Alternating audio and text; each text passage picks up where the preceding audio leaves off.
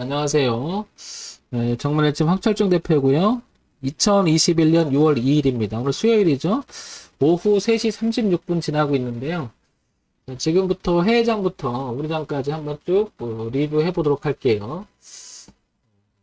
자, 다우존스부터 볼게요. 미국장. 다우존스를 보게 되면 지금까지 늘 해왔듯이 그렇듯이 이 흐름, 작년 3월부터 저점을 찍고 올라온 이 그림이 여전히 훼손되지 않고 우상향으로 계속 가고 있습니다. 그죠? 상당히 오랜 시간 동안에 좀 머물고 있는데요. 이렇게 머물고 있는데요. 아직은 우상향으로 유지를 한다고 봐야 되겠죠. 아직 이 자리를 깨지 않았으니까요. 그래서 우상향으로 올라가는 흐름을 여전히 잘 지켜내고 있지 않나, 이런 그림이 보여집니다. 자, 그 다음에요.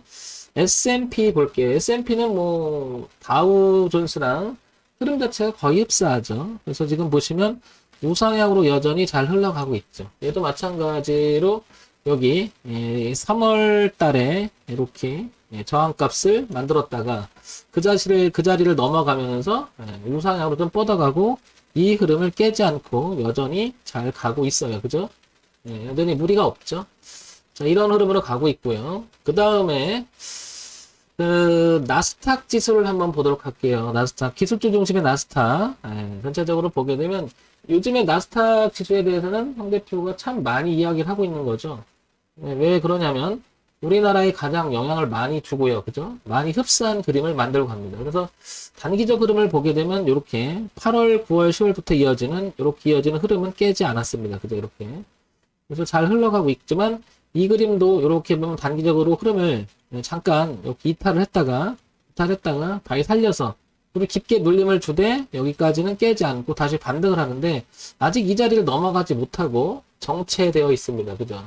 지금 며칠째 이 자리에서 머물고 끌고 있습니다. 이렇게. 그래서 다시 한번 재도약을 할 것인지 우상향으로 이렇게 재도약을 할 건지 아니면 이기지 못하고 이렇게 후퇴하면서 그 전에 지지하장을 이루었던 여기 12,000포인트까지 빠질지 기로점에 놓여 있습니다. 그래서 굉장히 예민하고 중요한 자리에서 놀고 있는 것 같습니다. 다시 도약을 하느냐 아니면 뒤로 한번 후진하느냐 그런 자리이기 때문에 굉장히 중요한 자리에 놓여 있죠. 이렇게 보면 어때요? 거의 움직임이 없었습니다. 그죠? 지금도 현재 나스닥 선물이 움직이고 있는데요. 어제 대비 0.1% 마이너스 나니까 거의 제자리입니다. 그 자리에서 계속 왔다 갔다 합니다, 이게. 자, 이게. 그래서 이쪽으로 틀지, 이쪽으로 꺾을지 중요한 기로점에서 왔다 갔다 한다. 뭐 이런 점은 보이고요. 자, 그 다음에 반도체 지수를 한번 넘어가 볼게요. 여기 반도체 지수. 반도체 지수는 당연히 삼성전자가 차지하는 비중이 우리나라 워낙 크니까 반도체 지수는 병행해서 같이 보는 것이 맞겠죠, 기본적으로. 자, 이렇게 대추세 그림을 한번 이탈을 잠깐 하죠, 이렇게. 그리고 이렇게 꺾는데 깨고 올라왔을 때 지금 이 자리를 넘어가지 못하고 반도체 지수도 여기서 걸려 있습니다. 근데 보다시피 뭐 거의 제자리에 0.38%는 뭐 거의 제자리라고 봐야 되겠죠. 약보합으로 끝난 상태지만 이 자리를 헤드앤숄더인 저항값을 못 넘어갑니다. 지금 보시면 반도체 지수는 여기 얼마냐면 여기 28,000포인트 정도, 2,800포인트 정도를 거의 여기를 지지하장으로 형성해놨죠. 이렇게 2,800포인트로 이렇게 죠. 여기를 깨고 이렇게 내려갈 것이냐 아니면 뭐 내려오더라도 여기 지지받고 다시 가느냐 아니면 지금 여기 다시 올라가느냐 역시 굉장히 중요한 자리에 놓여 있다는 거죠. 지금 이 자리가 이 저항값이 워낙 강한 저항값이 있기 때문에 여기서 지금 계속 헤매고 있습니다. 그죠? 며칠째 머물고 있죠. 근데 저런 모습은 황 대표가 여러 번 얘기 드렸죠. 이 자리는 그럴 수 있는 자리라고 여러 번 설명했죠. 왜냐면 저항값이 워낙 많으니까. 자, 그러면 지금까지는 미국 증시를 한번 봤고요. 자, 이제는 다시 아시아 증시의 대표적인 니케이 일본 지수를 한번 보도록 할게요. 일본 지수 보게 되면 거의 흡사합니다. 이렇게, 그죠? 이렇게 우상향으로 흘러가는 그림이 여전히 이렇게 지지하장 형성하면서 이렇게 박스 그리면서 그 다음에 이렇게 흐름의 저항을 만들고 그 다음에 여기 굉장히 복잡한 구조를 만들어 갑니다. 위쪽에서는 저항이 다다다다 있고요. 아래쪽엔 나름대로 지지가 있고 그럼 여기서 계속 머물렀죠. 일본 지수가 우상향으로 계속 타고 갈지 꺾을지 구독해 주셔서 고맙습니다. 네, 구독해 주셔서 고맙습니다. 여기가 지금 굉장히 그런 자리죠. 안착이 될 거냐 꺾을 자리냐. 그래서 일본 증시도 일단 여기를 붕괴되지 않는 이상은 이것을 눌림으로 보는 게 맞지 않겠냐 현재까지는. 그래서 아직 무너지진 않았다는 거죠. 이런 부분이 보이고요. 대만 지수 볼게요. 대만 지수도 마찬가지로 이 흐름을 안 깨죠. 흐름을. 그리고 대만 지수는 조금 강해요. 그죠? 상대적으로 떨어질 때도 좀 많이 떨어졌었지만 상대적으로 치고 나갈 때도 강하게 치고 나가면서 대만 지수는 오히려 조금 안정권에 자꾸 들어가는 모습이죠. 그죠? 자, 그 다음에 상해 종합 중국 증시를 잠깐 보게 되면 월봉을 볼게요. 이건 뭐 매일날 얘기 되지만 일봉을 보는 것보다 월봉상 이렇게 월봉상 이 자리는 한 3, 4년 동안 이렇게 계속 흐름이 약해지다가 작년 중순 돼서 올려놨습니다. 그러니까 올라와도 내려와도 눌림의 형태가 되면서 위쪽으로 파동을 칠 가능성은 대단히 높다. 그래서 중국 시장도 위로 나가는 형태이기 때문에 나쁜 모습은 아니라는 거죠. 그래서 이 부분까지는 일단 반등 시도를 시도하지 않겠느냐 이렇게 보여지고요. 자, 항생지수도 마찬가지로 한번 볼게요. 항생지수도 몇 년 지금 한 3, 4년 동안 이렇게 내려오던 그림이 작년 말부터 돌려놨죠. 그래서 여기서 뚫어놓고 내려와도 지지가 형태가 돼서 계속 출렁출렁거리면서 이 고가 돌파에 대한 도전을 계속 해나가지 않을까 싶어요.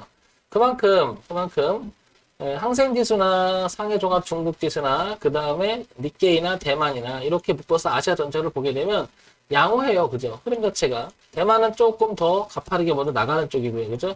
니케이는 갇혀있는 형태가 되어 있고요. 그죠? 그 다음에 중국 증시나 항생지수는 상대적으로 월봉에서 눌림의 형태를 진행하고 있는 형태고요. 그죠? 그럼 전체적으로 하방으로 꺾은 지수는 없다라는 거죠. 그래서 여전히 우상향으로 가고 있다라는 것은 변함이 없습니다. 자, 여기서 이제 독일 지수도 한번 볼게요. 독일 지수는 이제 유럽 지수의 대표적인 지수인데요. 얘는 지난번에 여기서 한참 지지하자 머물렀었죠. 이렇게 14,000원 부분에서. 그리고 3월 달에 넘기면서 안정권을 유지하면서 좀 정체는 되고 있으나 전체적인 흐름은 여전히 우상향으로 가려고 하는 모습은 강해 보인다. 자, 이렇게 보면 그 미국 시장이나 그죠? 그 다음에 유럽 시장이나 그 다음에 아시아 시장이나 전체적으로 꺾인 게 없어요. 다 올라가는 그림이죠. 그죠? 근데 이제 꼭대기에서 지금 고점에서 저항값이 형성되어 있는 자리라서 변화를 줄 수 있는 자리라는 거죠. 그 자리에 놓여 있는 건 사실이고, 그러나 하방으로 꺾은 건 없다. 전체적으로 아직도 우상형, 진행형은 맞다라는 거죠. 자, 그러면 이런 걸 바탕으로 해서 이제 우리 시장도 한번 볼게요. 맨날 보는 거죠. 맨날 똑같은 소리를 하고 있는데 이거를 이 기본적인 것을 하지 않으면 여러분들 그죠? 기본적인 것은 맨날 해야 되는 게 맞죠. 하루도 빠지지 말고 성실하게 그죠? 그래서 제가 굳이 이런 얘기를 계속 하는 이유도 이 감각을 잃으면 안 돼요. 근데 어느 순간부터 게을러 갖고 이걸 안 하기 시작한단 말이에요. 그러면 잊어버리게 되죠. 자, 우리 시장 이렇게 1월, 2월, 3월으로 내려오는 내리고 그 다음에 단기적으로 이렇게 올라가면 흐름 그죠? 그런데 여기는 빼곡하게 지금 지지와 저항에서 저항값이 지금 빼곡하게 몰려있다는 사실 이 지수가. 그래서 오늘도 그 고점에서 걸렸고 어제도 걸렸지 계속 걸립니다. 이렇게 그죠? 이렇게 우리 시장도 그렇고 해외 시장도 그렇고 나스닥도 그렇고 그죠?